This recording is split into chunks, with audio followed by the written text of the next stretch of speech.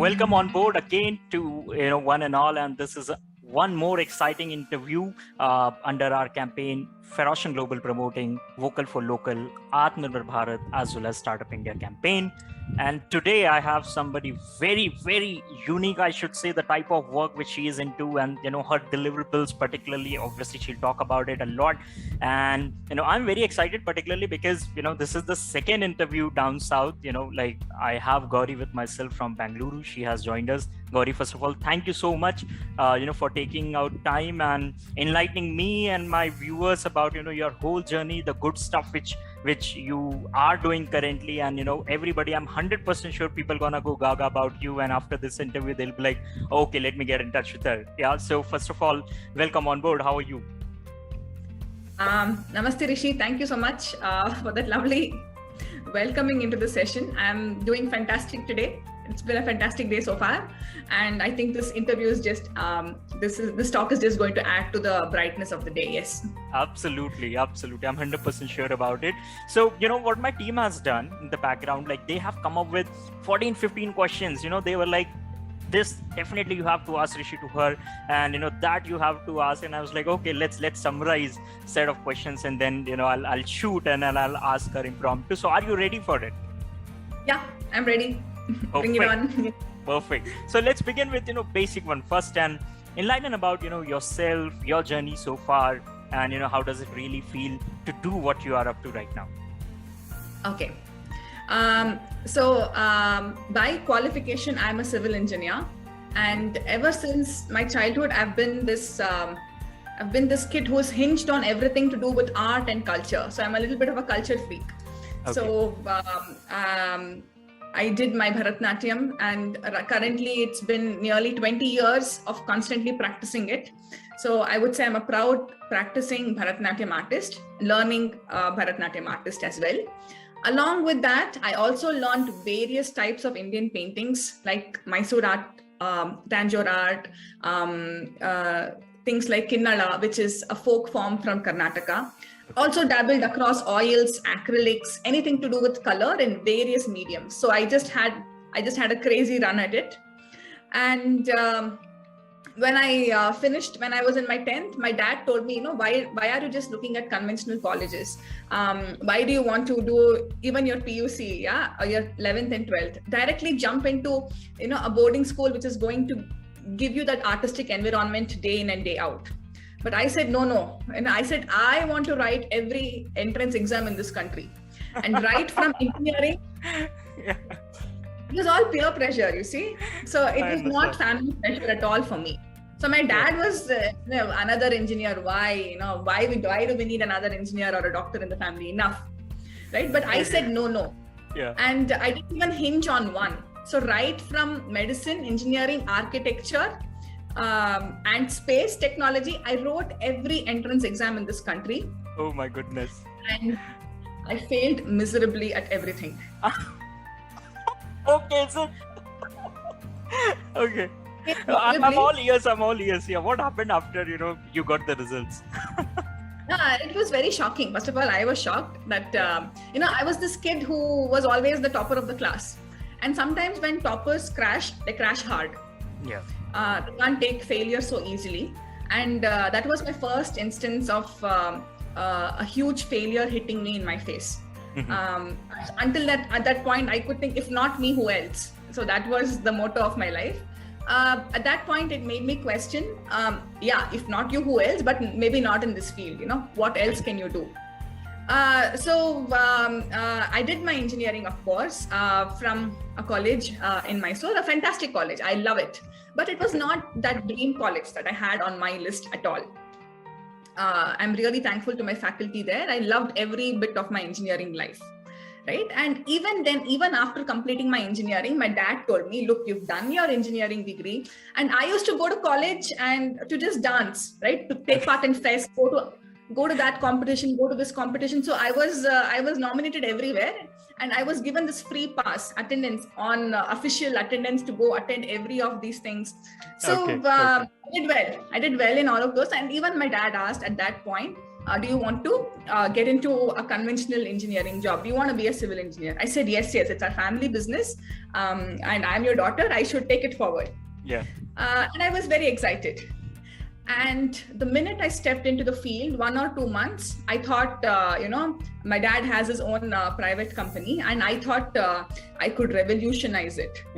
I could bring in new changes, and I could give it the structure, give it a framework. Because you know how most of a family business runs. It runs based on trust.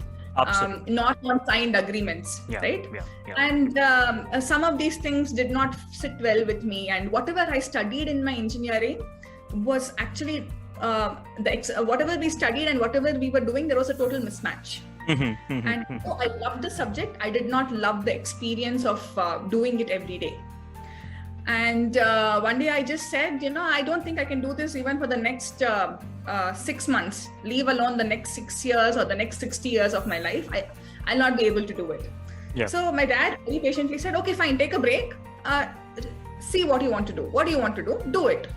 So I'll give you full freedom, right? So I was like, okay, yes. So then I dived full time into my dance. I said, I want to be a Bharatanatyam artist. I want to be there performing and all of that. I took various intensive coaching from most of India's top gurus, attended various workshops, put myself into it day in and day night and out. And at the end of the day, what happened was, when you see another artist, I did not feel a sense of community. There was always competition. Because there are only so many limited number of stages that you can perform on, and everybody is vying for that one stage. Absolutely. Yeah. Though it was fulfilling, though it was great to dance it out, financially, it made me go back to my dad each time and say, do you think I'm doing the right thing? What is happening? I know I'm dancing, but nothing seems to be converting into, my finances and all of that. Yeah. So then that is when, I was thinking, why are we restricting our art forms to a stage? Why don't we organize dance concerts in offices? Right. And it was so difficult to bring audience into dance halls. Every time I was the marketing, I was the creative, I was the choreographer, I was the performer, I was the one to even lock the hall and go home. To even issue tickets, get the tickets printed, collect the money. It was you.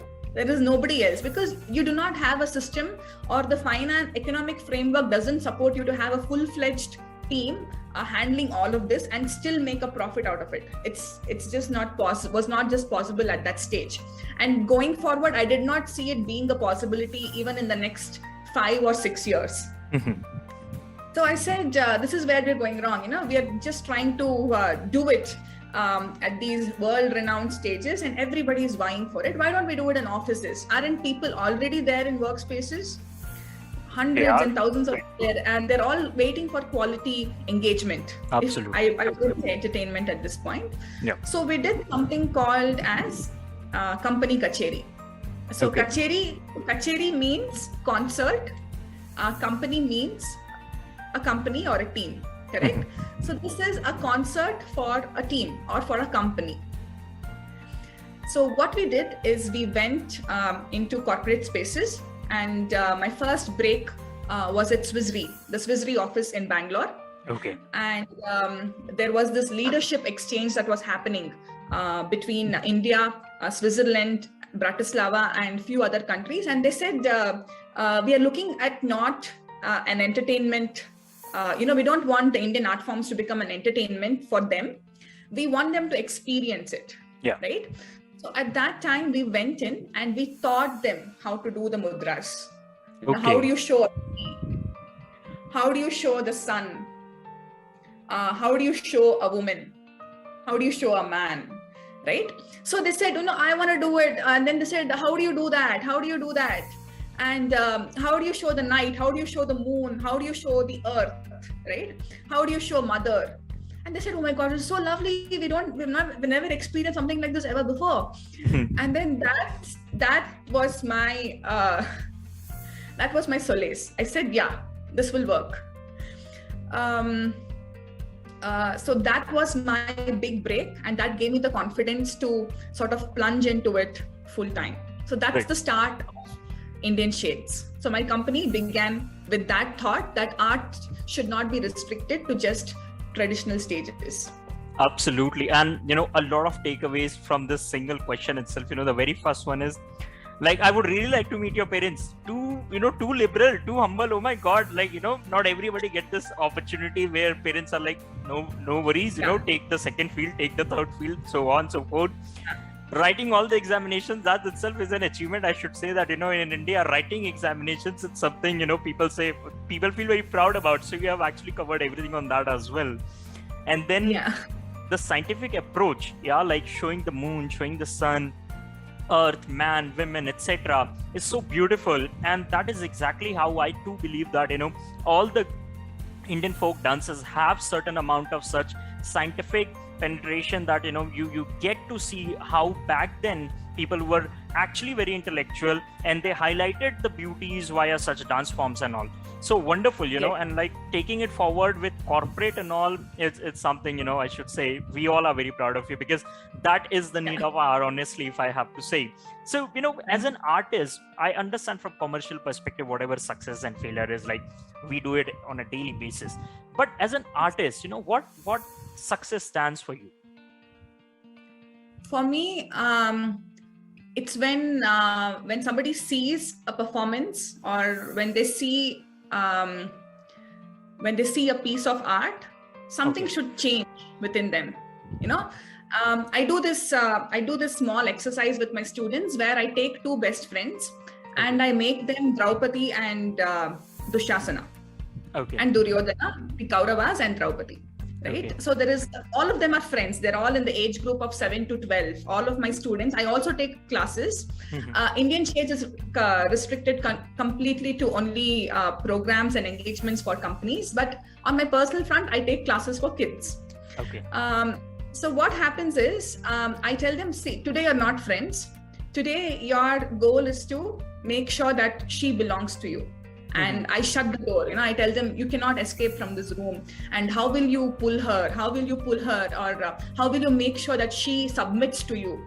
And this one kid, she'll run all around and everybody will pull her, and they'll start tugging at her clothes. They'll start tugging at her hair. And this will go on. And they'll ask me, do we stop? Is it enough? I say, no, go, do it more. It's not intense enough, right? And it goes on for 20 minutes. And then at the end of 20 minutes, right, they're totally exhausted. And they come back and tell me this one sentence. They tell me, this should not happen to anybody.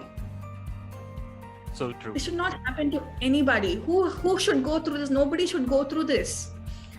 And, they will never touch another person in the wrong way ever again. Absolutely. Because they understood how much pain their friend went through.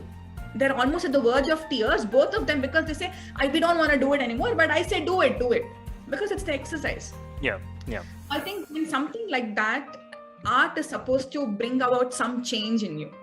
That you say, no, God, I am never going to behave like that character in that play, never. Or I've met some characters like that, and I'm never going to be one of those. I have to be better than them. So I feel that as an artist, you're successful when you're able to bring that change, when you're able to touch them and say, I've got to be better. So that is actually a very big parameter of, I should say, as a success for an artist, because I do believe that from exercise, and at such young age, the impression of this exercise which people will have in their, obviously the kids which they will have, is gonna stay for a very long time. So this is one such which I do believe that, everybody should start thinking about from this perspective as well. Maybe through plays, maybe through skits, maybe through, dramas and all, but have as many people or have as many students as you can have, and then let them understand the pain, one may go through if something like this happens. So beautiful, I should say. And it will 100% create a social awareness too. So, on that front itself, as we're talking about art and mode, so who is your biggest artistic influencer, and what actually influenced you, let's say art is into the picture? I think my biggest influencer so far has been many other artists in India, where if I'm a dancer, I have been influenced mostly by musicians because of the kind of chords that they're able to strike with you.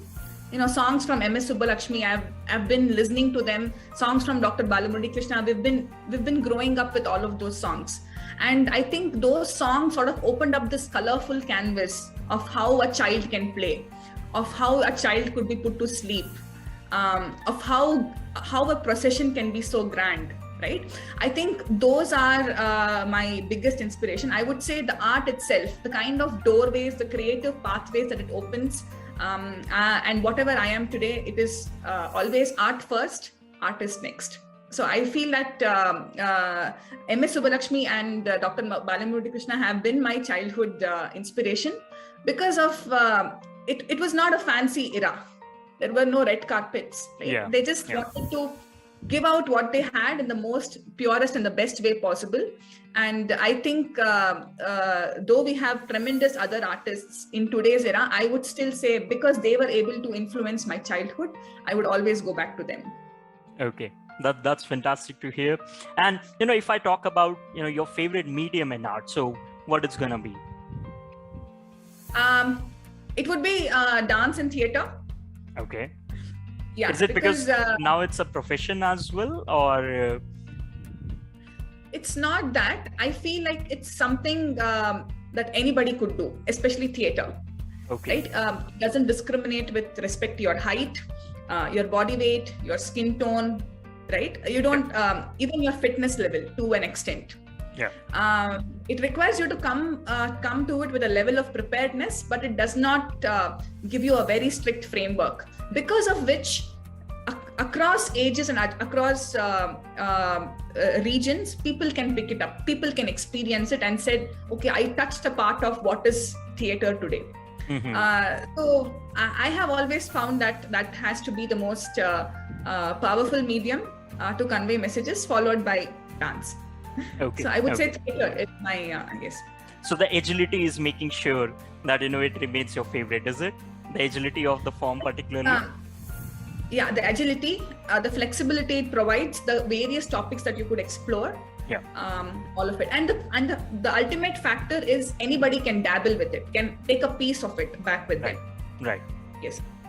Fantastic. Yeah. So, like a lot of energy. So what motivates you, to go ahead, do the stuff and, get re-energized for tomorrow as well? And, what is the favorite time of your day? I'm 100% sure for this day, it's right now. But, let's talk about when I'm not with you and I'm not taking the interview. So in that case, what happens? Yeah. So what motivates me every day is was also a question that I had to answer to take my company to the next level. Okay. What should Indian shades be recognized for? So I searched for a mentor, and I found somebody who really resonated with what we were doing, because that's what he wanted to do, and he could not do so. And so he said, why do you think, he asked, do you have adults who come to you for classes? He said, yeah, I have adults who come. She said, why are they coming to you? As I said, they want fitness, they want exercise, they want to move. They're like, okay, are they regular? I said, yeah, they're very regular, very consistent to class. So then at the end of the class, what do they feel? They feel happy. They feel happy that I woke up at 6 o'clock, at 7 o'clock, I did my exercises, I did yoga, I did dance, and I'm ready to start the day. They have this amount of satisfaction on their face. I said, it makes them happy. So what is happiness? And he said, it's not that it's making them just happy. They feel more successful. Mm-hmm. They feel like, compared to others who are sleeping at 7 o'clock today, and because I wanted to get up and I wanted to love myself, I wanted to expand what I am, I came to class at 6, and at 7, I reached my goal. Mm-hmm. I'm more successful. It gives them, every day you do it consistently, it's going to make you more happier, and that happiness is going to make you successful. So I would say my motivation is to bring everybody that I interacting with a piece of this success. So my why is to help bring better success to people and organizations by using India's cultural wisdom and India's art forms. That is my why. That's what motivates me. That is so beautiful, actually. And the favorite time is it that 6 a.m. in the morning, 7 a.m. in the morning when these people come? Yes, that's my favorite because I feel like I don't give up my mornings for anything. I don't schedule meetings before 10:30. My morning routine of yoga, my dance practice, everything has to be done for me to have a great start. And I don't want to ever give up on my morning times. Okay, that is beautiful. I think this is one of the lessons, I should also take from this interview, and I'll make sure that, from now onwards, it's not going to be 7:30 or 8. Let's make it 6 or 6:30. So thank you for that. And, describe how art actually and culture, obviously, is important to the society as well. Because from corporate perspective, from society perspective, I think art and culture is instilled in everybody's blood, right? And how does it really actually affect, or your work particularly affect the, these societal issues which we are facing? You have absolutely talked about, that reference of Mahabharata, which is fantastic, I should say. Apart from that, how your work is actually affecting, societal issues, and obviously the art and culture, importance of it in the society, if you can talk about. Right.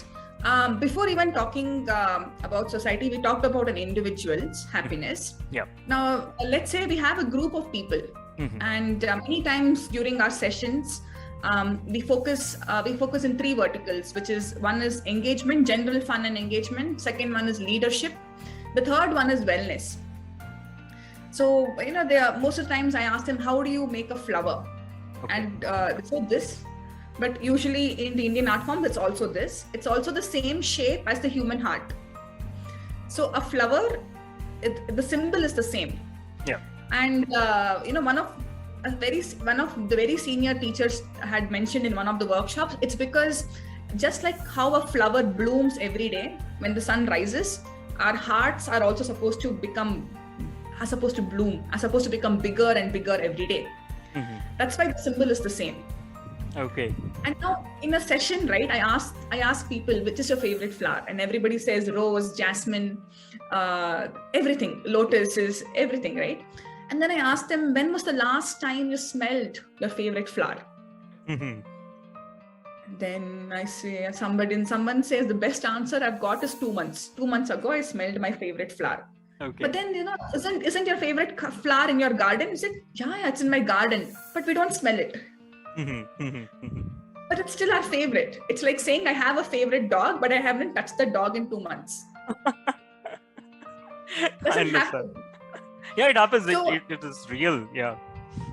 Yeah. So what happens is, art gives you this, it helps you extend time.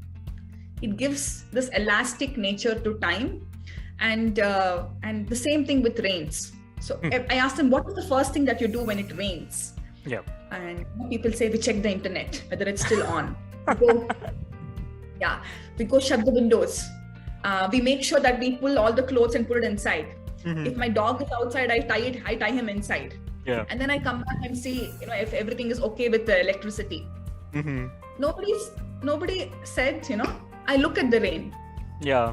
Or I enjoy it. I go to the terrace and, have some fun. So that is also, I believe, is very necessary. Very rare. It's very rare. Yeah. Very rare. Nobody has ever told me that as the first answer, that when it's raining, I look at the rain. No. So what do? We tell them, just like today, right? I'm pretty sure it's not raining in your city as well. Yeah, it's not, but it's cloudy.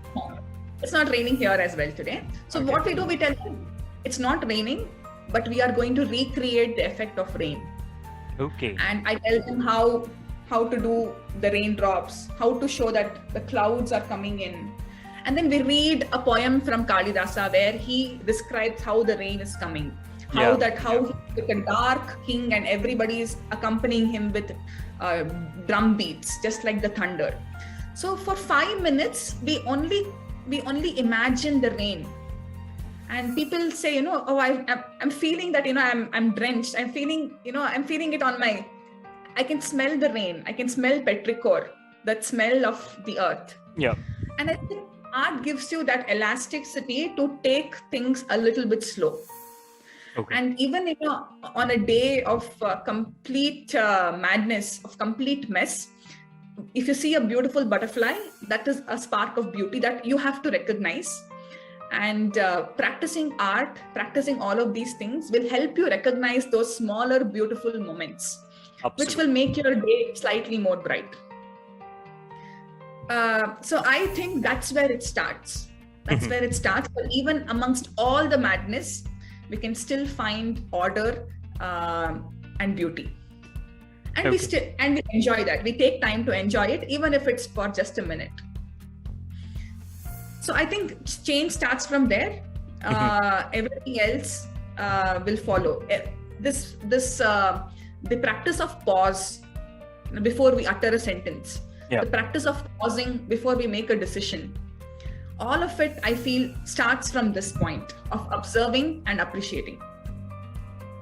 Fantastic. So, I really appreciate, because going to this detail is very important in order to understand why we are actually doing whatever we are doing, right? So I'm 100% sure that in your sessions as well, you are enlightening people about the purpose of this activity, that activity, why this particular form or something like this. So which is quite phenomenal, and like I'll make sure that I'll go gaga about your work now for sure. More absolutely.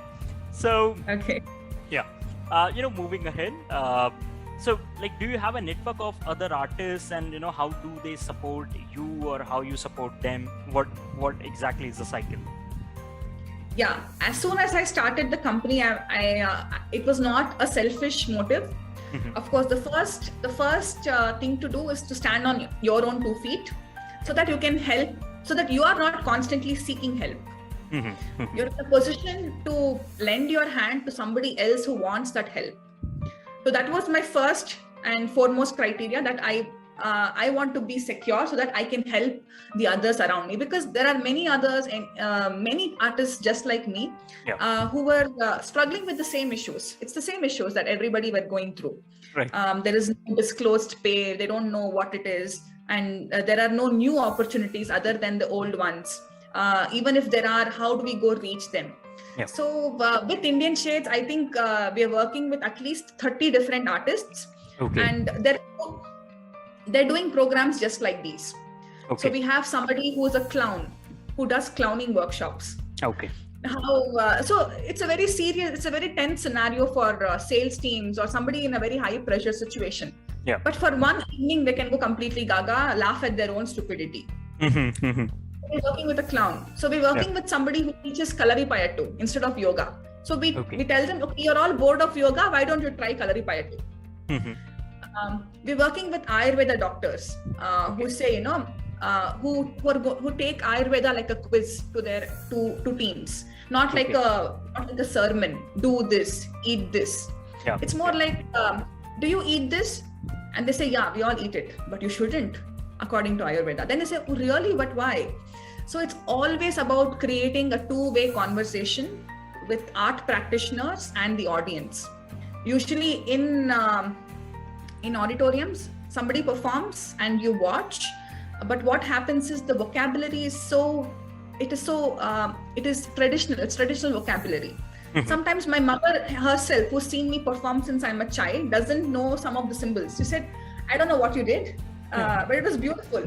All my aunts, all my uncles say that. I understood little, but it was very beautiful. I didn't understand it completely. So what we are trying to do is we're trying to break. We're trying to say, okay, we are going to stop it after every 2-3 sentences so that you can tell me what you feel about it. So that we can understand. That's actually very important as well.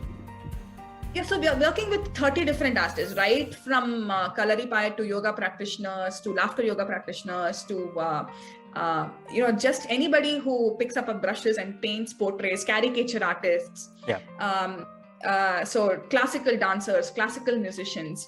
I think it's a good tight group of 25 to 30 odd individuals who have been groomed and trained how to present their art in a different way. apart from the traditional stage, because that itself is also a training that they would have to undergo. How to package it differently. So yeah, that's how we've been going across.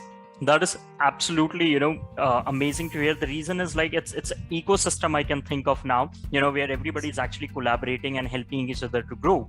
And that is very important in sales. That's very important even in development, I should say. That's very important everywhere throughout the cross teams. So, honestly, this interview we actually planned for 30 minutes maximum. Let's take it to 35 minutes something. But now I believe, we should actually take a part 2 of this as well. Right. So let's stretch it for the good. And to the viewers, we're gonna have part 2 of the same interview, and where we shall be talking about more such interesting stuff, which obviously Gowri has enlightened a lot of them. But yeah, there is much more to talk about. So see you on the next episode, and stay tuned. Do subscribe and keep supporting Startup India, Vocal for Local, Atmanirbhar Bharat campaign started by Union Government of India. And I shall see you in the next episode. Thank you, Gowri, and absolutely namaste. Thank you, namaste. Yeah.